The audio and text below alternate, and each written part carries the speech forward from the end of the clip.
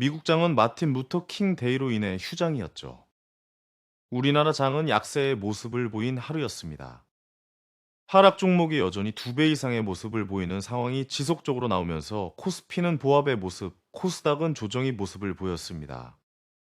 시장은 호르무즈 쪽의 긴장감으로 인해 천연가스, 원유, 물류, 방산주들의 해지성 테마 종목들의 움직임이 있었고, 상승의 상위 섹터의 해지성 테마들의 종목들이 대부분이었습니다. 우리나라 지수는 최근 조정이 생각보다 오래 진행되고 있기 때문에 이제 슬슬 기술적 반등이라도 나와야 하는 구간이 될 수 있다고 생각합니다. 여러 종목들이 지수의 살짝의 조정에 흔들렸으며, 최근 올랐던 테마성 종목들도 지수 대비 하락이 심화되는 모습을 보였으므로 오히려 반등을 노리고 접근할 수 있는 조건들이 생성될 수 있다고 판단됩니다. FOMC가 이번 달 말 있기 때문에 긴 호흡의 섹터들보다는 단기적으로 접근하는 섹터들의 중심으로 보는 것이 좀 더 편한 트레이딩이 될 수 있다고 생각합니다. 시장에 신선한 재료가 많이 보이지 않지만, 과거 뉴스들을 세세히 살펴보면 가능성이 있는 이슈들을 찾아볼 수 있습니다. 유엔 자동차 규제 포럼에서 이번 달 22일부터 26일까지 자율주행 기술 상용화를 위한 레벨 2 플러스 수준의 새로운 자율주행 국제법을 제정하는 논의를 진행합니다. 현재 법안보다 더 고도화된 자율주행 기능을 세분화하는 새로운 법을 만드는 것이며, 명확한 기준을 만드는 것이 초점을 맞추는 회의가 진행됩니다. 정식으로 해당 안건을 상정해서 진행하는 회의이며, 아직 국내에 크게 뉴스가 나오지 않고 있으므로 혹시나 이슈가 추후 등장한다면 자율주행 관련 섹터의 종목들이 수혜를 받을 수 있으므로, 이 회의를 좀 더 주목하면서 관련 섹터들을 점검해 볼 수 있는 좋은 옵션이 될 가능성이 있다고 판단됩니다. 어제 코스닥이 좋지 않은 흐름에서 좋은 모습을 은근히 보였던 섹터가 있습니다. 원전입니다. 원전 같은 경우는 우리나라의 주요 정책 중 하나인 섹터입니다. 그러나 웨스팅하우스와의 분쟁이 아직 결론이 나오지 않고 있고, 중재재판소까지 넘어간 상황이다. 이 결론은 기업들 간의 합의가 없으면 최소 몇 년이 걸립니다. 그래도 이 분쟁이 우리나라의 정책 발전을 당장 막을 수는 없습니다. 그러므로 우리는 우리나라의 주요 정책들을 살펴봐야 하는데, 원전이 대표적인 정책 중 하나입니다. 전력 수급 계획이 이번 달이나 다음 달 초안이 완성될 것이고, 핵심은 그 초안에서 원전 건설이 신규로 얼마나 들어가느냐입니다.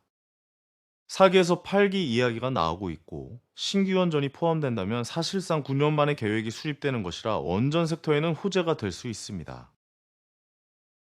여기에 우라늄 가격이 2007년 이후 최고치를 기록하고 있죠.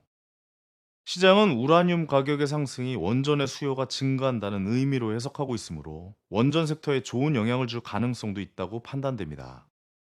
연초에는 여러 정책들의 이야기가 나오는 상황들이 발생하는 경우들이 많고, 바닥에서 움직여주고 있는 섹터이므로 관심을 가져볼 수 있겠습니다. 정책하면 최근 떠오르는 정책이 있습니다. 저출산입니다. 저출산 쪽은 최근 강한 움직임을 보였던 섹터입니다. 전체적으로 저출산 관련 종목들이 큰 상승을 보여주었고, 그 이후 잠시 조용한 분위기로 이어지고 있습니다. 이제 다시 살펴봐야 하는 이유는, 윤 대통령이 위원장으로 있는 저출산 고령사회위원회의 정책 발표가 임박했기 때문입니다. 현재 윤 대통령은 민생 토론회를 지금까지 매주 한 번씩 주제를 갖고 진행하고 있습니다. 기사들에 의하면 저출산고령사회위원회에 이번 정책 관련 이야기를 민생 토론회를 통해서 할 것이라는 기사들도 나오고 있어서, 앞으로 남은 1월 안에 저출산고령사회위원회 속에서의 정책 발표를 직접 할 가능성이 높아지고 있습니다.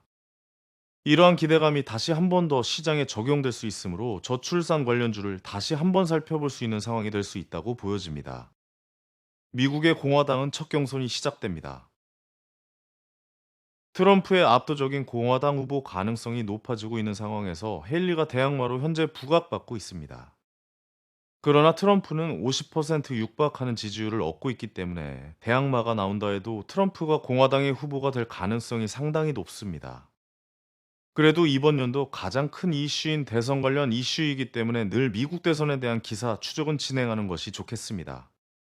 시장은 강한 움직임보다는 박스권을 어디서 설정하느냐에 애매한 움직임을 보이고 있습니다. 오르는 종목을 따라 붙는 방법보다 아직 오르지 않았거나 조정을 받은 섹터들의 이슈와 재료가 어떤 것이 있는지, 현재 그 섹터의 산업은 어떤지에 대한 분석이 중요합니다. 그 분석을 통해 천천히 시나리오를 설정해 보는 것이 앞으로도 중요한 포인트가 될 것입니다. 감사합니다.